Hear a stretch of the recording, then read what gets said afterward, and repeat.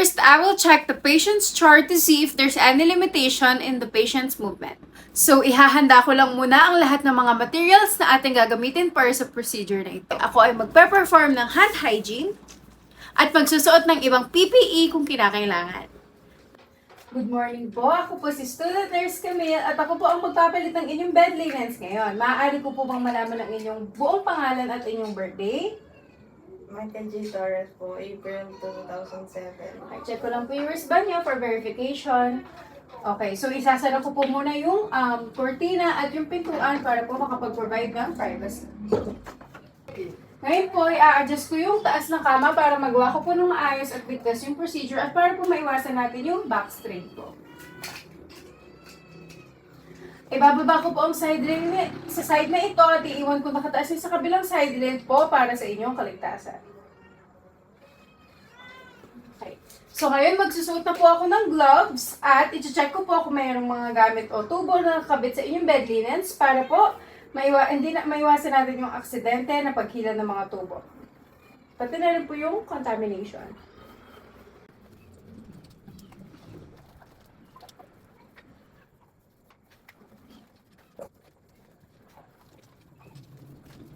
Okay, so natakpan ko na po kayo ng bath blanket at para po mapanatili ang inyong privacy at init ng katawan habang nagpapalit po tayo ng linen. Okay lang po ba yung bath blanket ninyo? Hindi naman po mainit? Okay, so ngayon po, ayusin ko po yung posisyon ng kutsyon kung kinakailangan para magkaroon po tayo ng sapat na espasyo sa paa natin at para po komportable na rin kayo. So, pwede po ba kayong humarap sa kabilang side ng kama? Tutulungan ko po kayo para mapalitan ko na po yung linen sa bakanting bahagi ng kama. Okay? Dahan-dahan lang po tayo. Okay. So, ngayon po is luluwagan ko na po yung mga linen sa kama para mas madaling alisin ang mga ito.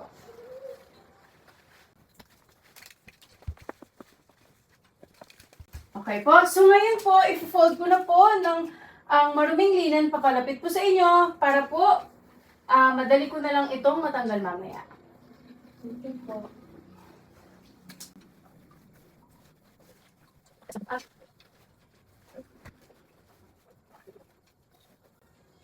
Okay, at ilalagay ko na rin po yung malinis na linen sheet sa side na bottom sheet sa side na ito ng kama para po mahanda ko na po yung bahagi na ito ng kama. Okay.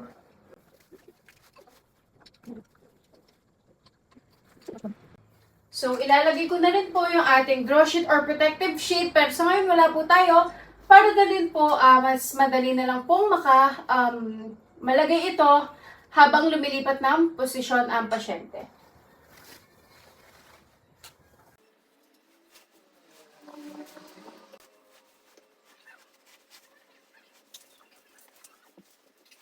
Okay? So, itataas ko po muna ang side rail na ito at tutulungan ko po kayo lumipat sa malinis na side ng kama para sa kaligtasan niyo po habang nagpapalit ng linen. Okay? Okay po.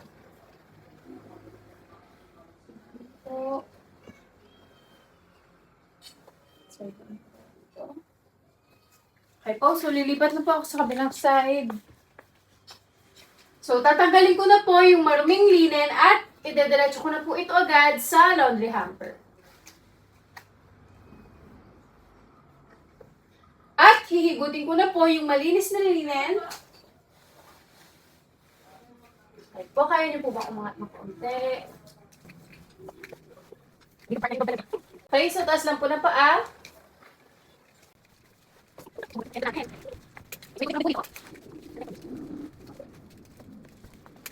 So, higutin ko lang po yung mga bawat side ng linen para po walang kulubot para maging komportable yung pasyente natin.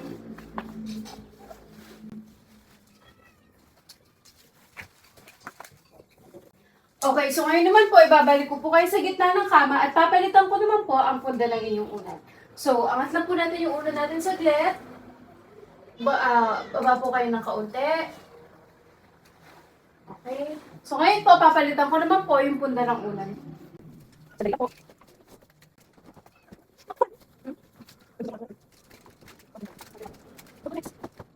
Okay, lalagay ko na po ang malinis na bagong palit na unan. So, angat lang po natin ulit yung ulo. Ngayon po, bubuhatin ko po kayo ulit paakyat dito sa inyong kama. 1, 2, 3, go! Okay, so komportable naman po ba yung posisyon ninyo? Opo. So ngayon naman po, ilalagay ko na po yung malinis na top sheet at kumot at aalisin ko na po ang inyong back blanket. Okay, so dahan-dahan lang po, pakitaas kamay. Okay, so at ilalagay ko na po ang malinis na kumot para po mapanatili ang init at privacy po ninyo. Okay, okay lang po ba kayo? Isagad po natin hanggang sa paa.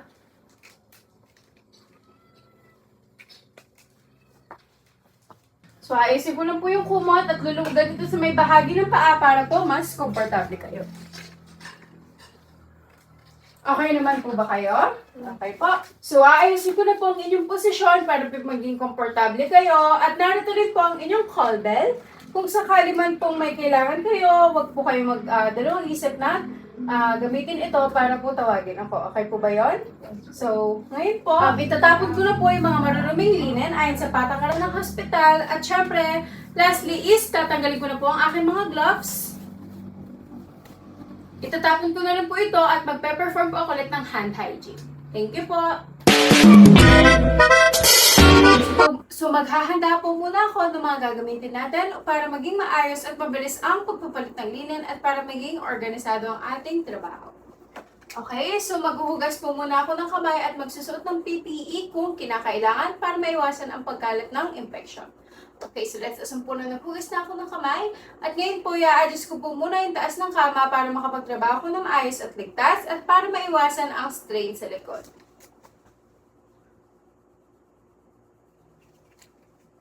Okay, so ngayon po, tatanggalin ko po muna yung pagkakakabit ng mga call bell o ibang mga kagamitan sa linen para hindi ko ito mahila or masira at para maiwasan ang aksidente at pagkasira ng mga kagamitan.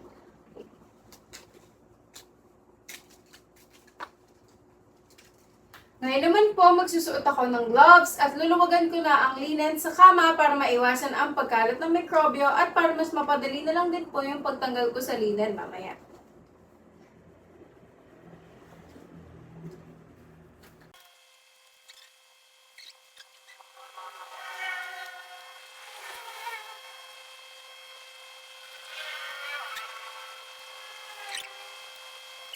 Yung mga maruruming linen naman po ay irorolyo ko na at ilalagay ko agad sa laundry hamper para hindi na po kumalat ang microorganisms kasama na po yung punda ng ating unan.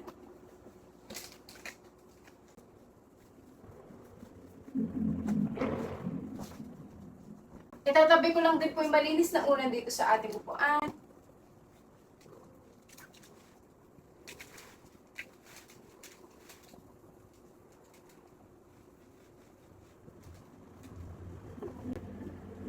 At ngayon naman po, aayusin ko na po ang posisyon ng kutsyon at lilinisin ko ito kung kinakailangan para malinis at komportable ang magiging pasyente natin.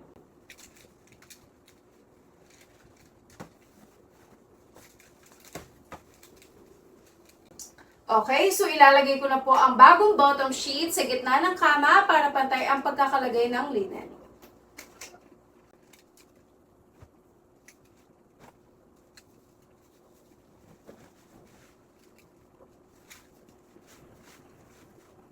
Aayusin ko lang din po yung sa kabilang side nito.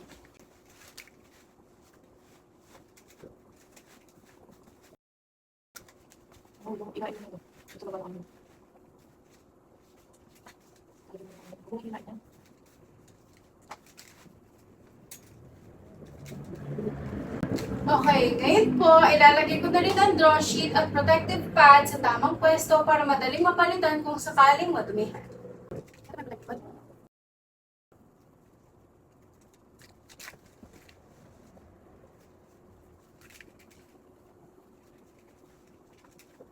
Okay, so aayusin at ihigpitan ko lang po yung button sheet para walang kulubot at para maiwasan ang discomfort at skin breakdown.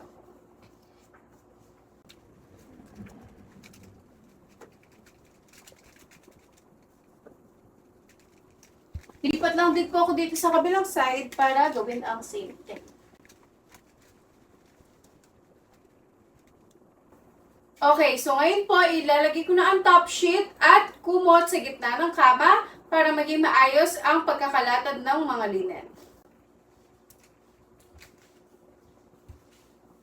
Anong top sheet pa? Ano pa yun? Ita-tuck-in ko lang po ang kumot at top sheet sa paanan ng kama at gagawa ako ng metered corners para hindi madaling matanggal ang linen.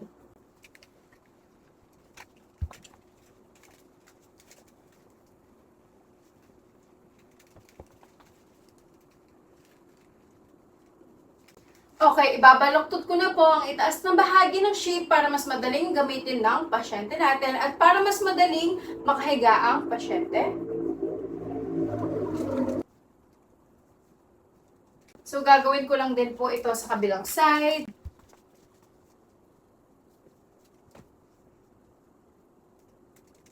Okay, so ngayon po, lalagyan ko na ng pillowcase ang ating unan at ilalagay ko na po ang unan natin sa kama.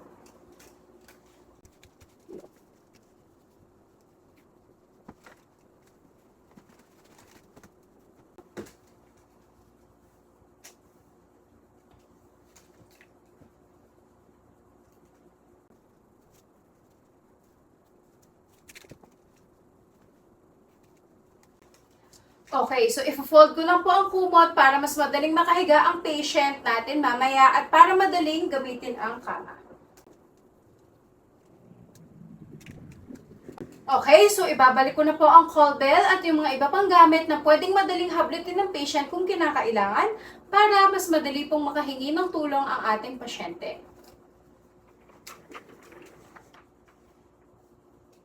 Okay.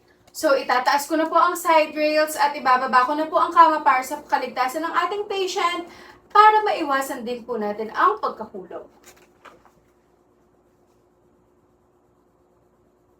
Okay. So, sa kabila.